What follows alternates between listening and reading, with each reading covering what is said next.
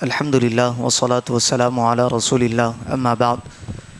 جیسا کہ سلسلے وار دروس ہمارا عقائد کے بارے میں چل رہا ہے، آج اس کا آخری درس ہوگا انشاءاللہ۔ اگلے 2 درس یا 3 درس ہمارے طہارت کے ضمن میں ہوں گے، یعنی وضو، غسل اور اس کے مسائل کے بارے میں ہوں گے۔ اس کے بعد ہم نماز کا درس شروع کریں گے، نماز کے مسائل کے بارے میں۔ پچھلے درس میں ہم نے کفر اور شرک کے بارے میں تفصیل سماعت کی کہ کفر کیا ہوتا ہے، کن کلمات کی وجہ سے بندہ کافر ہو جاتا ہے، اور شرک کسے کہتے ہیں، اس کی کیا ڈیفینیشن ہے، کون سا شخص مشرک ہو جاتا ہے، اس کے بارے میں ہم نے تفصیل کے ساتھ سماعت کیا۔ آج کا جو درس ہے ہمارا وہ ہے استحلال گناہ، یعنی کسی گناہ کو حلال سمجھنا، جائز سمجھنا، اس سے بھی بندہ کافر ہو جاتا ہے۔ اس کے بارے میں تفصیل صاحب کتاب لکھتے ہیں کہ احکام شرع میں، یعنی شریعت کے احکام کی خلاف ورزی کا نام گناہ ہے، یعنی جس کام کے کرنے کا حکم ہے اس کو نہ کرنا، اور جس کی ممانعت ہے اس کو کرنا، اس کو گناہ کہتے ہیں۔ گناہ کو گناہ سمجھ کر کرنا گناہ ہے، اگرچہ گناہ ہی ہے، اس کو گناہ سمجھ کر رہے ہیں تو یہ تو گناہ ہے، لیکن استحلال گناہ یعنی گناہ کو حلال سمجھ کر کرنا یہ کفر ہے۔ کسی گناہ کو اچھا سمجھ کر کرنا، جائز سمجھ کر کرنا، یہ کرنے سے انسان جو ہے دائرہ اسلام سے باہر ہو جاتا ہے۔ گناہ کی 2 قسمیں ہیں، پہلی ہے کبیرہ، دوسری ہے صغیرہ۔ کبیرہ وہ گناہ ہے جس کے ارتکاب پر آخرت میں بڑے عذاب کی وعید کہتے ہیں سزا دینے کے وعدے کو۔ کبیرہ گناہ جس کے ارتکاب پر آخرت میں بڑے عذاب کی وعید ہو، یا دنیا ہی میں کوئی حد شرعی یعنی شریعت نے کسی گناہ کی سزا مقرر کی ہو۔ صغیرہ وہ گناہ ہے جس پر نہ بڑے عذاب کی وعید ہے، نہ دنیا میں کوئی سزا مقرر ہے۔ صغیرہ اور کبیرہ گناہ میں یہ فرق ہے۔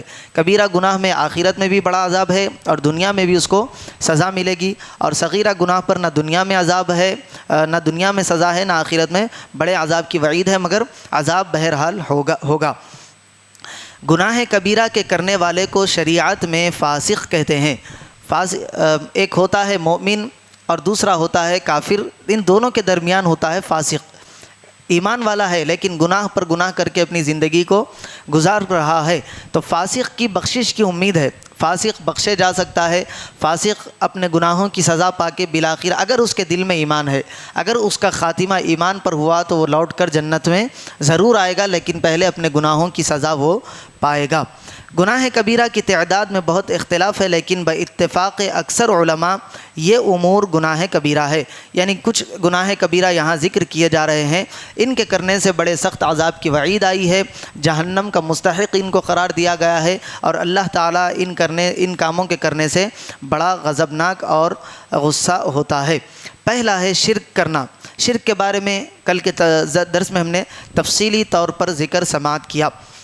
ناحق کسی کو مار ڈالنا، کسی کا قتل کر دینا، اس کی بھی بڑی سزا اور وعید ہے۔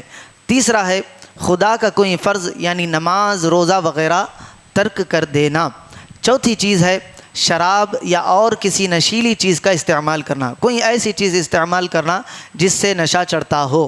آج کل آپ مارکیٹ میں دیکھیں نئے قسم کے نشے آ گئے ہیں، پھر اس کے اوپر سے ادویات کے اندر نشہ لیا جا رہا ہے، گولیوں کے ذریعے، انجیکشن وغیرہ کے ذریعے، کسی بھی قسم کا نشہ ہو، نشہ کرنا یہ حرام ہے اور کبیرہ گناہ کا وہ مرتکب ہوتا ہے۔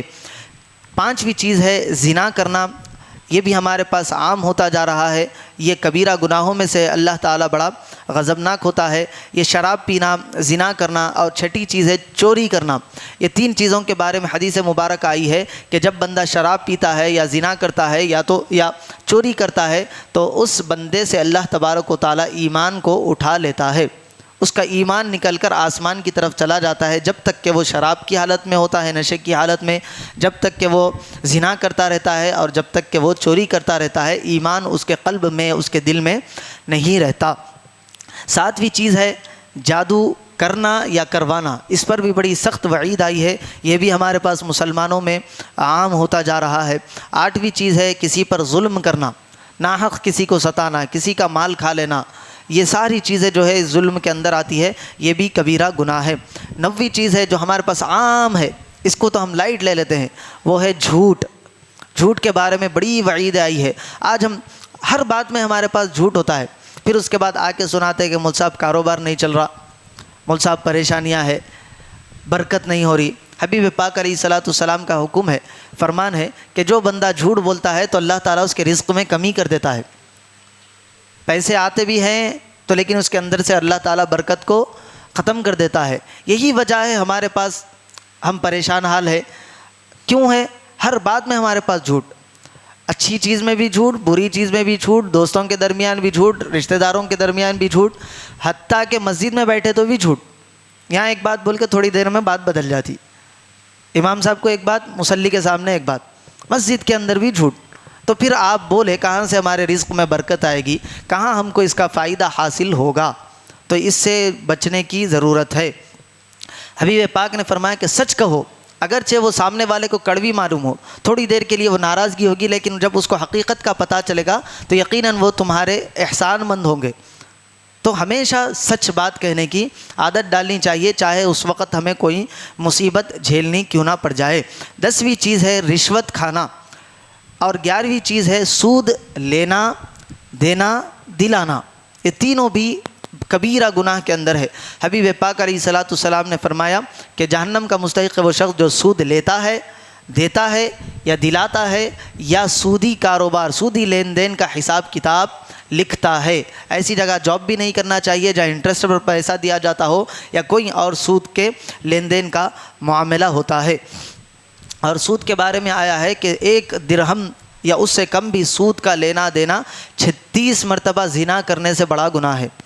زنا کرنا خود بڑا گناہ ہے، اور یہ سود کا 1 روپیہ لینا دینا 36 مرتبہ گناہ کرنے کا اس کو عذاب ملتا ہے، اس کے نام اعمال میں لکھا جاتا ہے. تو ان چیزوں سے بھی بچنا چاہیے. ہمارے پاس یہ عام ہو گیا سود لینا دینا، انٹرسٹ پہ پیسے لینا. آج کل تو نئے نئے اپلیکیشنز آ گئے، جب ضرورت پڑی 5,000 10,000 لے لیے، اس کو پلٹا کے 12,000 15,000 روپے دے دیے.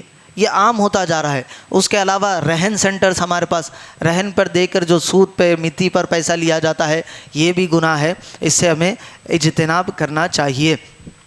12ویں چیز ہے کم تولنا. یہ بھی ہمارے پاس عام ہے. میں نے ایسے لوگوں کو بھی دیکھا ہے، وہ آج کل کرنٹ کے ڈیجیٹل جو ترازو آ رہے ہیں اس پر سے آپ وہ جو تولنے کا جو کیا ہوتا ہے کنڈا، آپ ہٹا لیا جائے تو اس میں نمبرز کم ہو جاتے ہیں، مائنس میں چلے جاتا ہے. 2-3 کلو چیزیں تولنا ہے تو وہ سامان ڈالنے کے بعد وہ زیرو کر کے وہ رکھ دیتا، تاکہ اس کے وہ جو 150-200 گرام ہے اس کے اندر شامل ہو جاتے ہیں. تو ایسی طریقہ ڈیجیٹل طور پر چوری ہو رہی ہے ہمارے پاس بھی. کم تولنے کے بارے میں بھی اللہ تبارک و تعالیٰ نے قرآن مجید کے اندر ویل للمطففین، ہلاکت ہے اس کے لیے، بربادی ہے. حبیب پاک علیہ الصلاۃ والسلام کی بھی حدیث مبارکہ میں ہے کہ جو شخص کم تولتا ہے جہنم میں اس کے گردن میں آگ کا ترازو ڈالا جائے گا اور اسے کہا جائے گا کہ اب تول. تو یہ بڑی خطرناک بات ہے. 13ویں چیز ہے یتیم کا مال کھانا. یتیم ہمارے پاس ہوتے ہیں، رشتہ داروں میں کوئی کسی کے والد کا والدین کا انتقال ہو گیا، ان کو اپنی کفالت میں لے لیتے ہیں. اگر اس کے والدین نے کچھ چھوڑا ہے تو اس بچے کی امانت ہے جب تک کہ وہ بالغ نہیں ہو جاتا. اگر بالغ ہے تو وہ پوری کا پورا اس کو دے دیا جائے گا. اگر بالغ نہیں ہے تو جب تک بالغ ہونے تک اس کی حفاظت کی جائے گی. اگر آپ کو استطاعت دی ہے اللہ تعالیٰ نے، آپ اس کو کھلائیں گے پلائیں گے. اگر آپ کی استطاعت نہیں ہے تو اس کے مال میں سے اس کو کھلائیں گے، لیکن اس کا حساب کتاب رکھیں گے. اس کے اندر سے آپ اپنے مال میں کوئی اضافہ نہیں کریں گے. جب وہ بالغ ہوگا تو اس کا سارا مال اس کو دے دیا جائے گا. اگر اس میں سے کھائیں گے تو یہ بڑا گناہ ہے. آج کل تو اس میں سے کھانا تو دور کی بات ہے، سارا کا سارا یتیم کا مال کھا لینا اس کو اچھا سمجھا جاتا ہے ہمارے پاس. 4تھی چیز ہے امانت کے اندر خیانت کرنا. امانت اگر کوئی چیز انسان آپ کے پاس رکھاتا ہے، امانت کا مطلب یہ ہے کہ جس طرح لی جائے اسی طرح من و عن ویسے ہی اس کو واپس کر دی جائے گی. 15ویں چیز ہے کبیرہ گناہوں میں سچی گواہی چھپانا یا جھوٹی گواہی دینا. سچ کو چھپانا اور جھوٹ پر لوگوں کو بتانا. 16ویں چیز ہے حق کو ناحق یا ناحق کو حق کرنے کے لیے جھوٹی قسم کھانا. لوگوں کے دباؤ میں آ کر لوگوں کے بارے میں غلط سلط باتیں پھیلا دی جاتی ہے، ان کے بارے میں جھوٹ بول دیا جاتا ہے. جب ان کو بلا کر سامنے تصفیہ کیا جائے تو سامنے سے حق کو ناحق اور ناحق کو حق کرنے پر بھی دباؤ دیا جاتا ہے. ایسی چیزیں بھی ہمارے پاس نہیں ہونی چاہیے. 17ویں چیز ہے، اس کو بھی ہمارے پاس عام سمجھا جاتا ہے، ماں باپ کی نافرمانی کرنا یا ان کو تکلیف دینا. حبیب پاک علیہ الصلاۃ والسلام اور اللہ تعالیٰ قرآن میں ارشاد فرماتا ہے کہ ماں باپ جب بوڑھے ہو جائیں یا جو تمہارے والدین ہیں ان کو اف تک نہ کہو. یعنی ان کی ذرہ برابر بھی خدمت میں کمی نہ کرو، اور آج ہمارے گھروں کے حالات آپ بخوبی اس سے واقف ہیں۔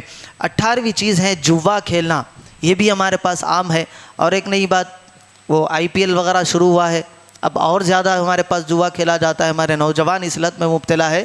اللہ تعالیٰ کی پناہ میں آنا چاہیے، یہ کبیرہ گناہ بڑے گناہوں میں سے ہے، جہنم کی وعید آئی ہے ایسے اشخاص کے لیے۔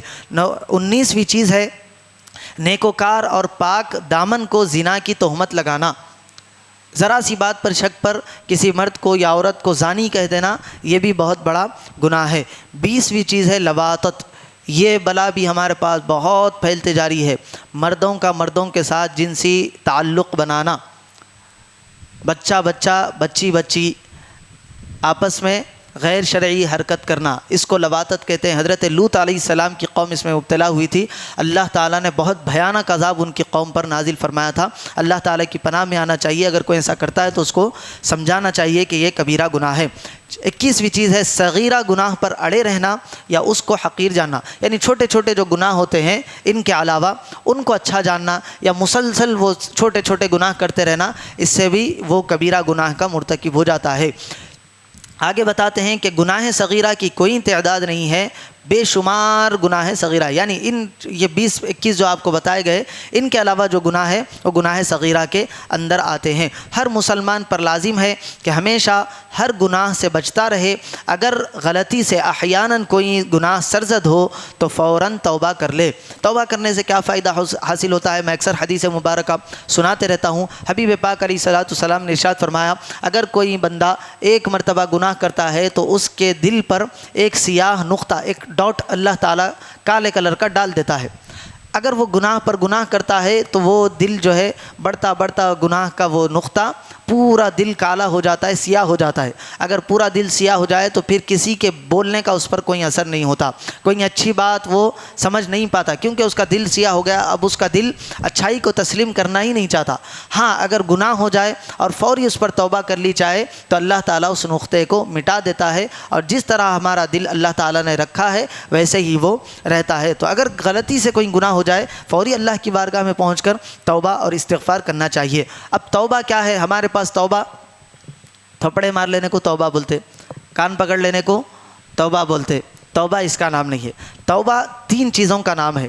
پہلا ہے ندامت، اس گناہ پر افسوس ہونا، شرمندگی ہم کو محسوس ہونا، دل میں اس کا ملال ہونا کہ مجھ سے گناہ سرزد ہو گیا ہے۔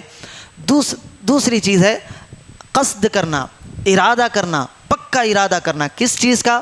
کہ آئندہ کبھی میں اس گناہ کو دوبارہ نہیں کروں گا۔ اور تیسری چیز ہے اس پر اللہ تبارک و تعالیٰ کی بارگاہ میں استغفار کرنا، استغفر اللہ ربی من کل ذنب و خطیئۃ واتوب الیہ، یا جو آپ کو جیسے بھی اللہ تعالیٰ کی بارگاہ میں دعا کرنا ہے کہ مولا میری بخشش اور مغفرت فرما۔